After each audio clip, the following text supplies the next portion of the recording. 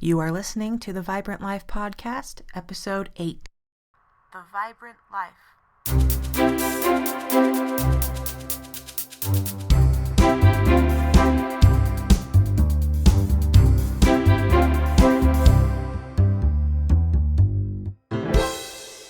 Hey you, welcome to the Vibrant Life Podcast.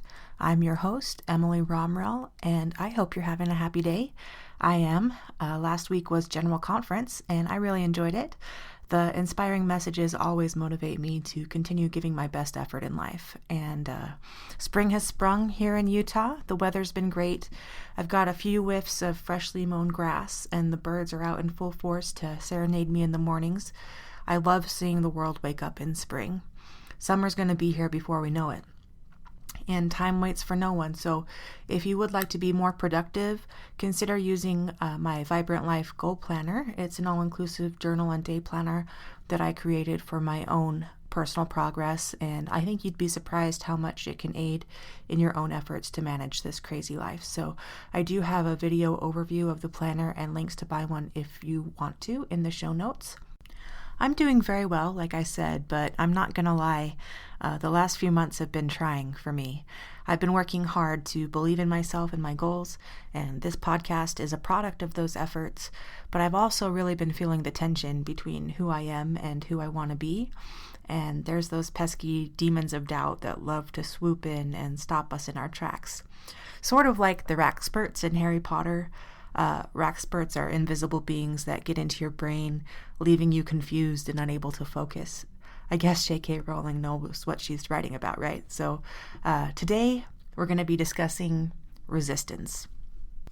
Resistance is a powerful force, and though we tend to view it negatively, it's actually a super beneficial part of life. Think about resistance training for a minute. Most of us use weights or resistance bands to exercise at some point. Cardio workouts are important too, but the point of resistance training is that it builds muscle. And building muscle is a big deal, especially if you want to lose weight. Adding muscle increases your body's metabolism. And you may already know this, but just to make a point, your metabolism is the process in your body that converts food to energy. It also plays a big role in your body's ability to heal and repair itself, as well as making sure all of your systems run smoothly. So when we talk about metabolism, we're literally talking about the quality of life. Physically, muscles burn most of the calories we eat, so strong muscles are a must, and dun dun dun, resistance training is essential to a healthy lifestyle. Two excellent synonyms for resistance are tension and conflict. If you are a writer or if you love stories, then you know that tension and conflict are essential to any tale. And tension tends to mean an internal struggle or something not obvious, but that can definitely be felt. It could be guilt from telling a lie, the romantic tension between characters, or unmet expectations. Conflict is outright opposition. It could be like a physical fight, an adversary that you have to outmaneuver, or even the weather could be conflict preventing you from getting where you need to go. The point is that if you don't have tension and conflict, then you don't have a story. You may have what's called an anecdote, which is just something that happens, but you only truly have a story when there's some kind of transformation, right? So you were happy, now you're sad. Or you were alone, now you belong to a group. You were lost, and now you're found. And there can be no transformation without tension or conflict, or AKA resistance. Just like physical muscles need resistance to stretch and grow, resistance in stories creates the change needed to get from A to B. So it's really important. One of the best teachers of resistance is Steven Pressfield. He's a talented fiction writer, but is probably best known for his nonfiction works about writing and being an artist. I like his whole series, but The War of Art, Break Through the Blocks and Win Your Inner Creative Battles is my favorite. The title of this book is a reference to The Art of War by Sun Tzu, which is also excellent and has similar principles. But in The War of Art, Pressfield's definition of resistance is exquisite, and I'm just going to read you a few excerpts from the book because he says it so well. Resistance is the most toxic force on the planet. To yield to resistance deforms our spirit. It stunts us and makes us less than we are and were born to be. If you believe in God, and I do, you must declare resistance evil, for it prevents us from achieving the life God intended when He endowed each of us with our own unique genius. Genius is a Latin word. The Romans used it to denote an inner spirit, holy and inviolable, which watches over us, guiding us to our calling. A writer writes with his genius, an artist paints with hers. Everyone who creates operates from this sacramental center. It is our soul's seat, the vessel that holds our being and potential, our star's beacon and Polaris. And a little bit later, he gives this example. You know, Hitler wanted to be an artist. At 18, he took his inheritance, 700 kronen, and moved to Vienna to live and study. He applied to the Academy of Fine Arts and later to the School of Architecture. Ever see one of his paintings? Neither have I. Resistance beat him. Call it an overstatement, but I'll say it anyway. It was easier for Hitler to start World War II than face a blank canvas. There are links to buy this book in the show notes. You won't regret getting a copy. I obviously can't read the whole book to you, but I do want to repeat Pressfield's list, Resistance's greatest hits. The following is a list, in no particular order, of those activities that most commonly elicit resistance. 1.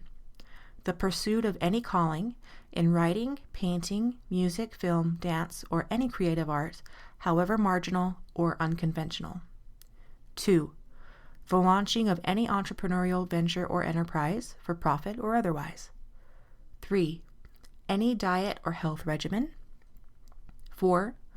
Any program of spiritual advancement. 5. Any activity whose aim is tighter abdominals. 6. Any course or program designed to overcome an unwholesome habit or addiction. 7. Education of any kind. 8. Any act of political, moral, or ethical courage, including the decision to change for the better some unworthy pattern of thought or conduct in ourselves. 9. The undertaking of any enterprise or endeavor whose aim is to help others. 10. Any act that entails the commitment of the heart. The decision to get married, to have a child, to weather a rocky patch in a relationship. 11. The taking of any principled stand in the face of adversity. In other words, any act that rejects immediate gratification in favor of long-term growth, health, or integrity. Or, expressed another way, any act that derives from our higher nature instead of our lower. Any of these will elicit resistance. So all of that is from Steven Pressfield, and you really should read the book. It's only 165 pages long, but it'll change your life, I promise. And the point is, anytime you put in the effort to better yourself or to live up to your higher nature, you will encounter resistance. When this happens, we often choose to see resistance as a red flag that stops us from continuing the fight. Don't do it, guys. Rather than see this like that, see the struggle as a signpost that you are on the right path. You are climbing the mountain of self-discovery and personal development. It's not easy, but it's not supposed to be. This is life. In the Church of Jesus Christ of Latter-day Saints, we believe that there must be opposition in all things. One of our scriptures in the Book of Mormon talks about this. So Lehi is a prophet in the Book of Mormon who was giving his sons some last words of wisdom before he dies. And he explains why opposition is so critical. For it must needs be that there is an opposition in all things. If not so, my firstborn in the wilderness, righteousness could not be brought to pass, neither wickedness, neither holiness nor misery, neither good nor bad. Wherefore all things must needs be a compound in one. Wherefore if it should be one body, it must needs remain as dead, having no life, neither death, nor corruption, nor incorruption, happiness, nor misery, neither sense, nor insensibility. So, without opposition or resistance, growth and change are impossible. We can't understand happiness or sadness or anything in between. Without resistance, life would be meaningless. Okay, I'm a nerd and I'm proud of it. And I love Star Trek. And in Star Trek, the most nefarious enemy that they encounter are the Borg. And the Borg are cyborgs, which means they're beings who are enhanced by machine implants in their bodies. But the real thing about the Borg is that they're a collective or a hive mind. So there's no individuality, there's only the collective. And you can kind of think of them like a big beehive or like an ant farm or something. And the Borg scour the universe looking for ways to become more perfect. If a species is advanced enough, they assimilate them while explaining, "We will add your biological and technological distinctiveness to our own." The Borg are terrifying. They really are pretty scary. But what is really interesting is their catchphrase. Resistance is futile. Fascinating, right? It's one of the biggest lies ever. There are many times in life where we're told that resistance is futile. Big organizations don't want to be challenged. Have you ever heard people talk about going up against the man, which means like the people in power? Oftentimes, even friends and family might tell us that we can't do something. In the movie The Pursuit of Happiness, Will Smith is playing a dad who's trying to make a better life for his son, but he tells his son that he probably won't be very good at basketball, which is his kid's dream. He tells his son this while he's pursuing his own dreams with everything that he's got, which is kind of ironic. But he catches himself and then advises, "Don't let anyone tell you you can't do something. Not even me." It's a good reminder. Resistance is an indication that you are on a good path and you should move forward.